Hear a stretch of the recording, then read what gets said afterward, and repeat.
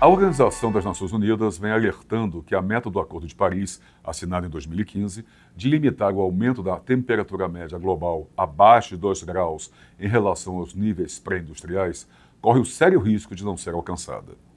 Isso porque as principais economias, incluindo os Estados Unidos e a União Europeia, estão aquém de suas promessas. O planeta está agora quase 1 grau mais quente do que estava antes do processo de industrialização, de acordo com a Organização Meteorológica Mundial. Os 20 anos mais quentes da história foram registrados nos últimos 22 anos, sendo que os anos de 2015 a 2018 ocupam os 4 primeiros lugares do ranking, diz a OMM. 2018, por exemplo, bateu todos os recordes. Se essa tendência continuar, as temperaturas poderão subir de 3 a 5 graus até 2100. Mas, afinal, quão quente o planeta ficou e o que podemos fazer em relação a isso? Justamente para falarmos sobre mudanças climáticas e as possíveis soluções, o Diálogos na USP recebe agora os professores Emerson Galvani, professor do Departamento de Geografia da Faculdade de Filosofia, Ciências Humanas e Letras da USP.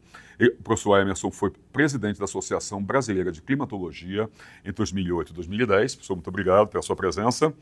E o professor Marcelo Marini Pereira de Souza, professor titular da Faculdade de Filosofia, Ciências e Letras de Ribeirão Preto, da Universidade de São Paulo, e presidente da Associação Brasileira de Avaliação de Impactos. Professores, antes de mais nada, muito obrigado. Obrigado pela presença dos senhores aqui conosco. Prazer.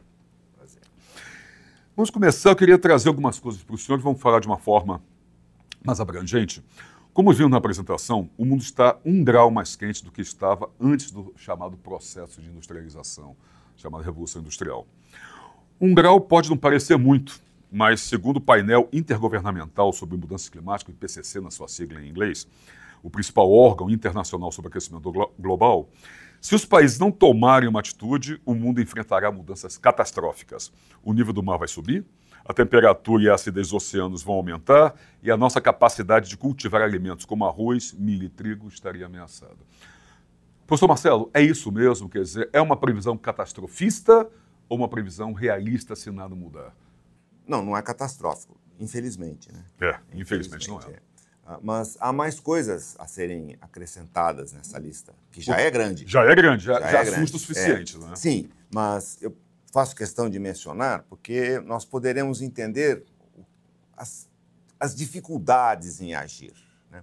Observe que todas as catástrofes que você anunciou são todas elas ligadas à questão econômica. Portanto, perda de alimentos, agricultura, inundação de cidades, etc, etc. Muito bom.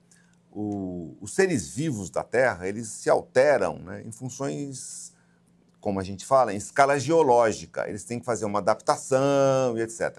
As mudanças estão ocorrendo de maneira tão rápida que, além da destruição de habitats, ainda as mudanças climáticas provocarão, estão provocando.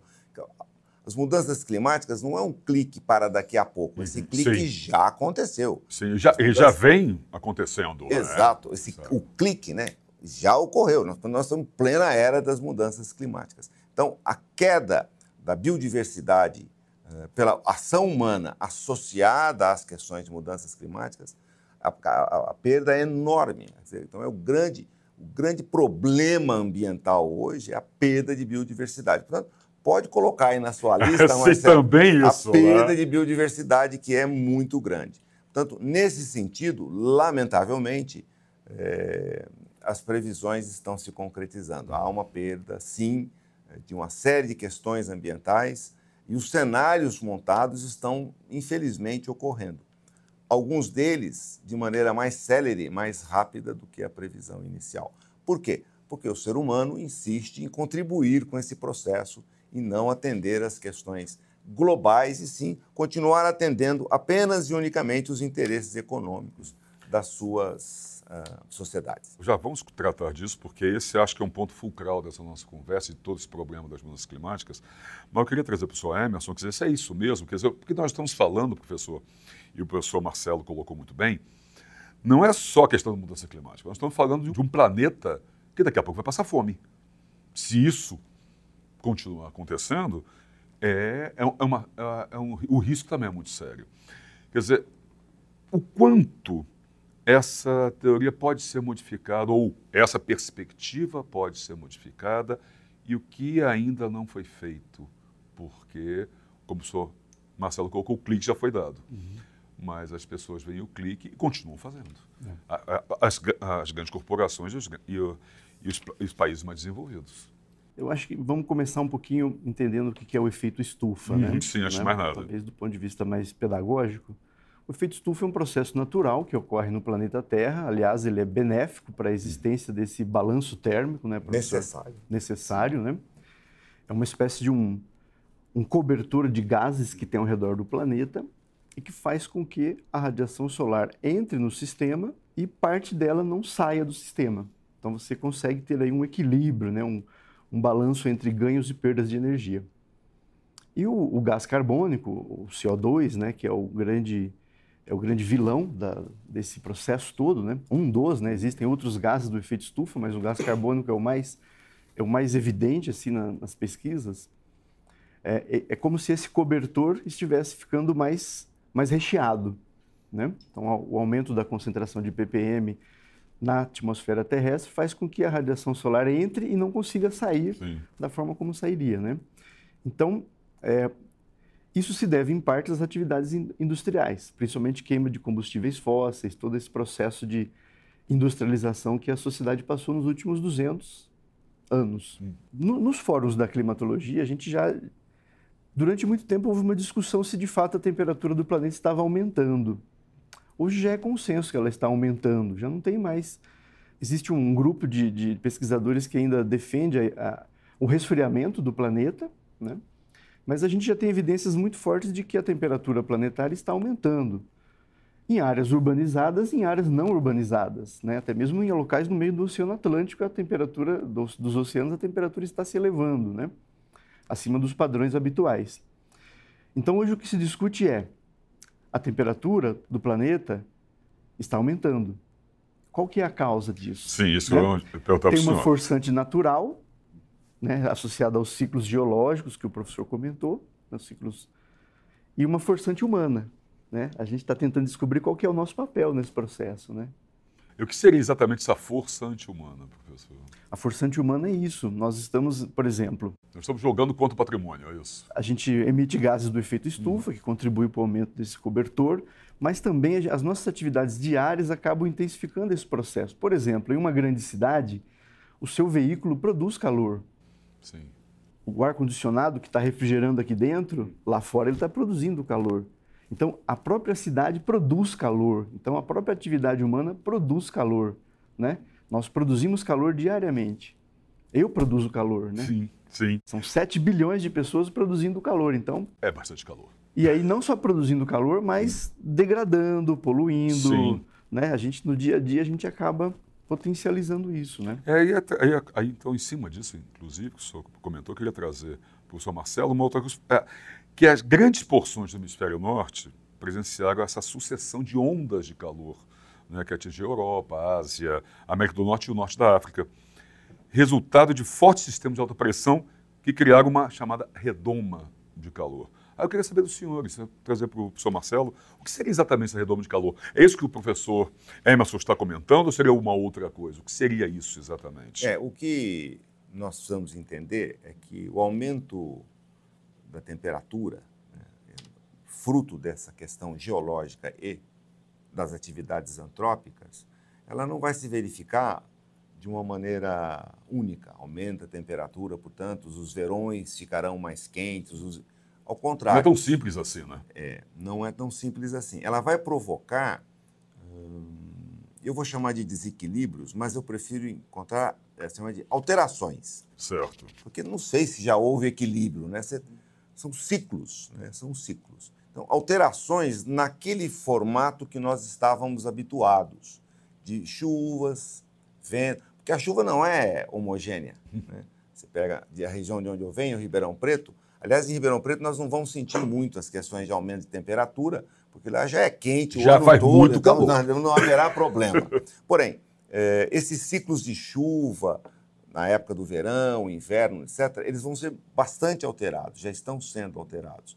Então, é de se esperar secas mais prolongadas, chuvas mais intensas num período mais curto. Nós já estamos experimentando isso, né? Nas cidades como São Paulo, etc.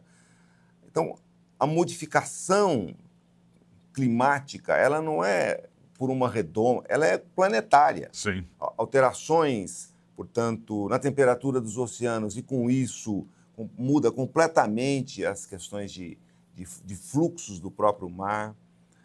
É mais complexo. As questões de chuva, se você associar hoje, pelos estudos feitos, que a chuva do Centro-Oeste, até ali na faixa de Ribeirão Preto, vem da umidade da Amazônia. O brasileiro vai lá, a Amazônia, notadamente no atual governo, isso é bobagem, é coisa, como eles chamam, de...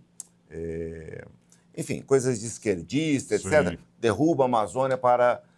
Você vai acabar com a previsão é que altera profundamente as chuvas do Centro-Oeste até aqui no nosso estado. E pega toda uma região bem ampla. Muito bom. Então, é uma questão econômica também, sim, além de biodiversidade, etc. Não dá, as alterações, elas experimentam uma alteração planetária. Não dá para você pontuar, aqui vai ocorrer. Ela é uma modificação em todo o planeta.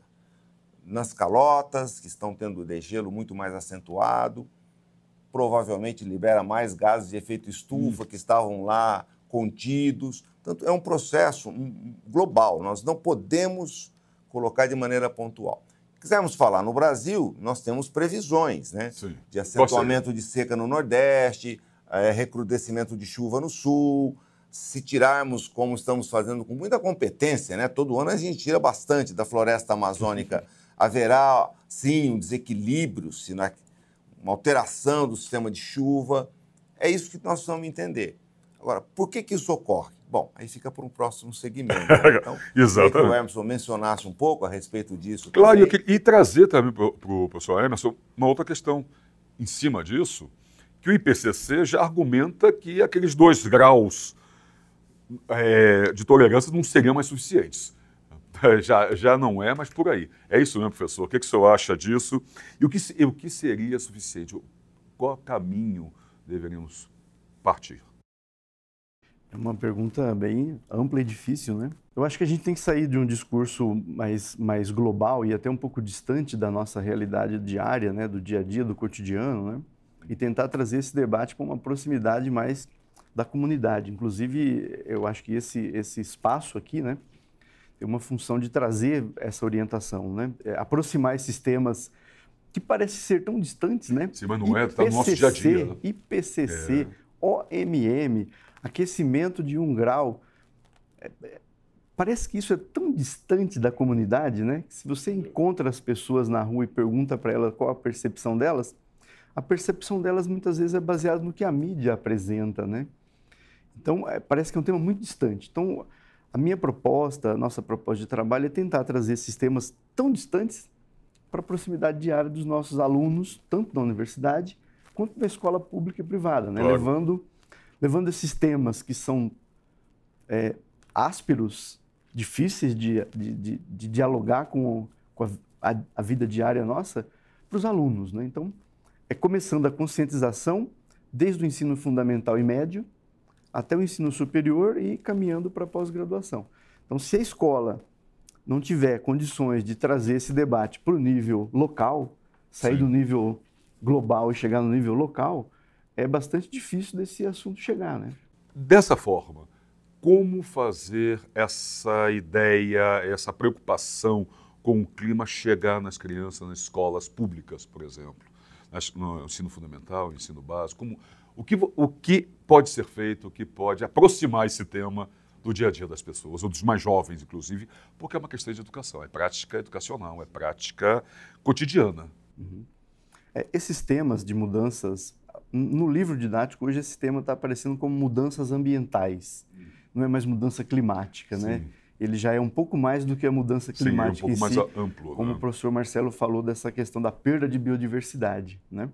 Então, são as mudanças ambientais, é o que está acontecendo com o sistema, superfície, atmosfera, né? E os impactos que a sociedade está sofrendo, né?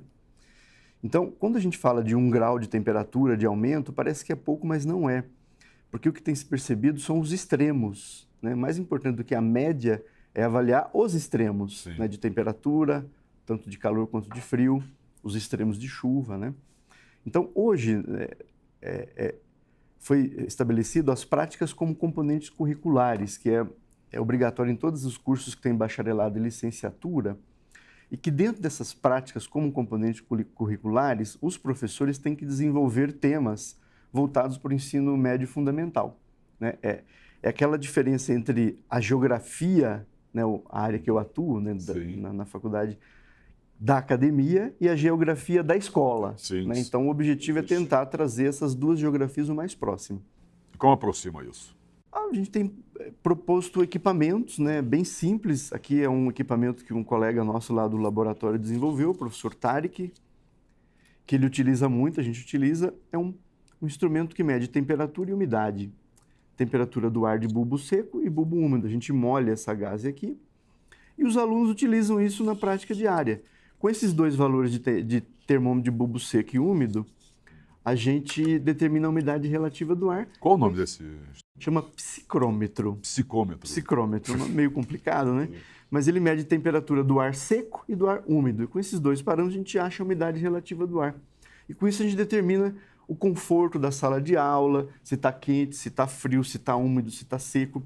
E com isso, a gente consegue trazer o debate do IPCC, do aumento de 1 grau, para a medida do aluno em sala de aula. O aluno consegue medir dentro da sala de aula, no pátio da escola, na casa dele. Para a realidade desse aluno, né? Para a realidade do aluno. Então, é começar a conscientizar esse aluno no nível ensino fundamental e médio desses temas que são tão distantes, mas que são tão próximos deles, né? Esse é um dos objetivos desse instrumento bastante simples aqui. Existem outros, né? Outros mais simples até, como um sensor para medir chuva, que é um recipiente como esse copo aí, né? Eu deixo ele lá exposto, chove, e eu meço com uma régua e faço a conversão e transformo isso em medida de chuva. Então, o aluno pode comparar aquilo que aparece na televisão, na previsão do tempo, o que aparece nos dados de chuva que a imprensa divulga, com o que acontece na escola dele, né?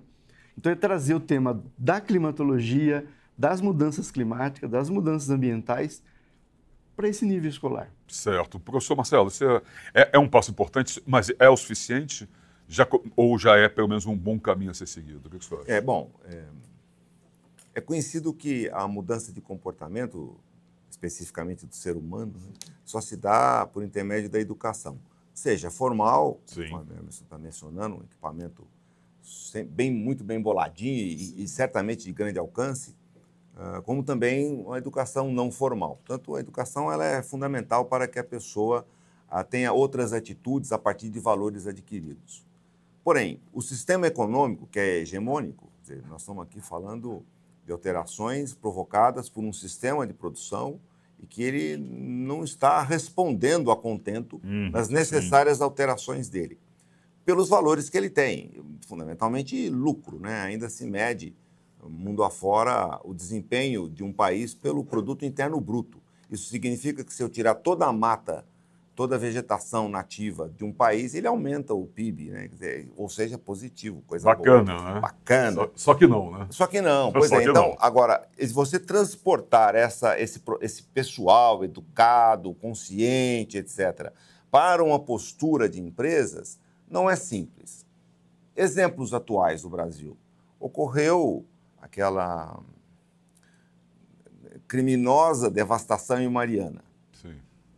É claro que existe consciência, não só dos povos, como da sociedade, aquilo é um choque. Sem dúvida. Pouco tempo depois, ocorreu a mesma coisa em Brumadinho.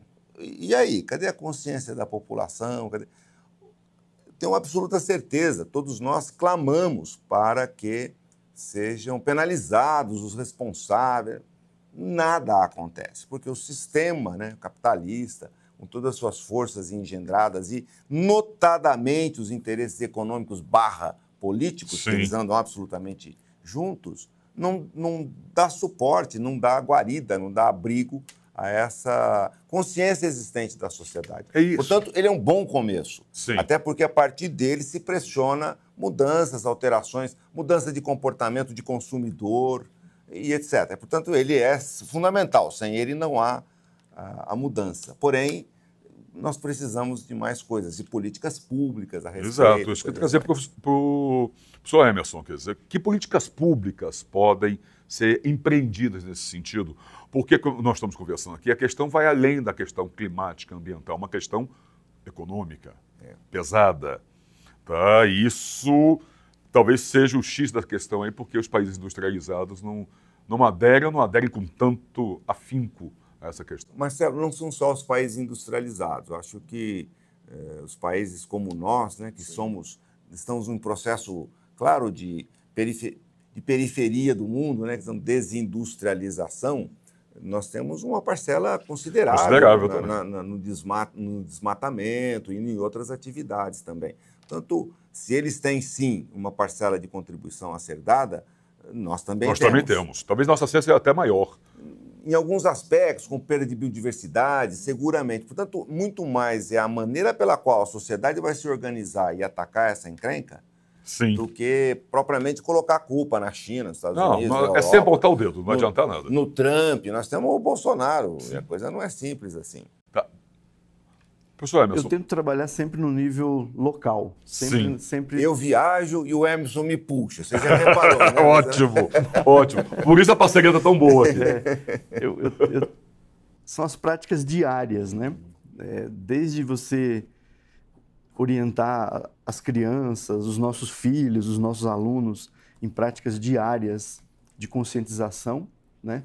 Desde ensinar a criança a separar o lixo, o reciclável, o orgânico, o não orgânico. Isso faz parte de políticas públicas de coleta seletiva e aproveitar esse material, né? O nosso lixo, o que nós jogamos no nosso lixo hoje é um luxo, né? Tamanho valor comercial, o valor que tem nele, né? Não só os recicláveis, mas como os não recicláveis, né? Verdade. Então, eu tento pensar sempre na prática diária, na prática cotidiana, né? O que fazer no seu condomínio, no seu bairro, na sua escola, na sua universidade. O senhor já sente mudanças no comportamento, no dia a dia, que o senhor possa ter observado? Eu vejo claramente isso, né? Eu não tenho muita percepção clara da destinação final, mas que já existe uma conscientização de separar pelo menos o orgânico e o inorgânico. Isso já existe. Porque até uma década atrás isso ia tudo junto. A gente colocava o resto de comida com a latinha de refrigerante, com a latinha de alumínio que era potencialmente reciclável. E de uma maneira bastante ruim, porque era no lixão, no aterro sanitário, onde era feita essa separação, né? Hoje a gente já tem uma conscientização, né? Claro que ainda tem muita coisa misturada nisso tudo, mas já tem, a gente já está... O Brasil recicla cerca de 80% das latinhas de alumínio. O que é uma vitória, né? Isso é uma vitória, mas é uma vitória a um preço muito alto, porque é reflexo de uma sociedade desigual que tem uma parte da população que precisa catar aquela latinha para sobreviver. Verdade. Né? Mas economicamente, do ponto de vista ambiental, é muito importante, né? Um exemplo que eu gosto sempre de dar, né? A gente discute mudanças ambientais e aí eu sempre dou o exemplo nosso aqui atrás. Se a gente abrir a janela um pouquinho aqui, né? Sim. O que tem ali atrás? O Rio Pinheiros. Sim, né? O Rio Pinheiros é o reflexo do descaso, da total falta de políticas públicas com relação aos recursos hídricos, né? Então a gente pode ir para o nível global, né? Mas a gente está lidando com isso no nosso dia a dia, aqui do lado nosso, né? Ia trazer, professor Marcelo, quer dizer, para tratarmos do global, e já quase finalizando esse nosso bloco, para tratar do global, nós primeiro temos que cuidar do quintal de casa, não é? Não há dúvida. Acho que essa conscientização parte de dentro de casa e do Rio Pinheiros, o córrego que passa na porta de casa ou o que for. Não há dúvida. E eu, assim, eu concordo plenamente com o que o Emerson coloca, a necessidade desse processo educativo, etc. O que eu quero é avançar. Eu quero mostrar que, a partir dele, tem outras questões que devam ser colocadas de maneira concomitante. Caso contrário, não haverá. Então, você pega o Rio Pinheiros, é um exemplo, Rio Tamanduateí, Rio Tietê, para ficar em São Paulo. Você era um rio de meandros, você tinha a calha de alargamento, de chuva, etc. Por questões meramente econômicas, ou de construção de uma hidrelétrica, lá nos idos 1920, e por questões econômicas, porque eu quero utilizar a beira do rio, de meandros para eu poder ganhar dinheiro, etc., canalizaram todos esses rios. Então, eu costumo dizer que a calha do Rio Pinheiros, né, não é mais, é uma canalização, Sim. uma retificação, uma canalização. Claro, chove, ele vai invadir aquilo que é dele, que era antigo leito, etc. Claro, vai querer retomar o que era dele originalmente. E mais que isso, então, o pessoal que o Emerson tão bem luta ali, esse é um sacerdócio, né? Esse processo educativo. Quer dizer, precisamos parar de chamar a água de recursos hídricos. Essa é a discussão. A floresta, recursos madeireiros. Né? A água é água. Recurso hídrico, eu já estou atribuindo à água um valor de utilidade. Sim. É um viés puramente econômico. Né? Então, a água, eu preciso ter uma política de água e não uma política de recursos hídricos, para que eu possa, então, atender todas as questões. Né? Então, esse processo é de política pública. E não há outra maneira de você conversar com o capital a não ser colocar de maneira muito clara regramentos na sua conduta. Ele não entende outra linguagem. Não existe consciência para o capital. Não existe consciência para o capitalista. Ele vai... A Vale fez aquela catástrofe toda e as ações na Bolsa subiram, porque o minério subiu o preço. Está nem aí, se matou, se destruiu. Essa lógica que nós poderemos explorar depois, vamos falar ela disso. norteia também, ela propicia o florescimento dessas pessoas que o Emerson está conscientizando. Ótimo. Bom, vamos voltar a tratar disso, mas o diálogo tem que fazer um rápido intervalo. Nós voltamos em seguida.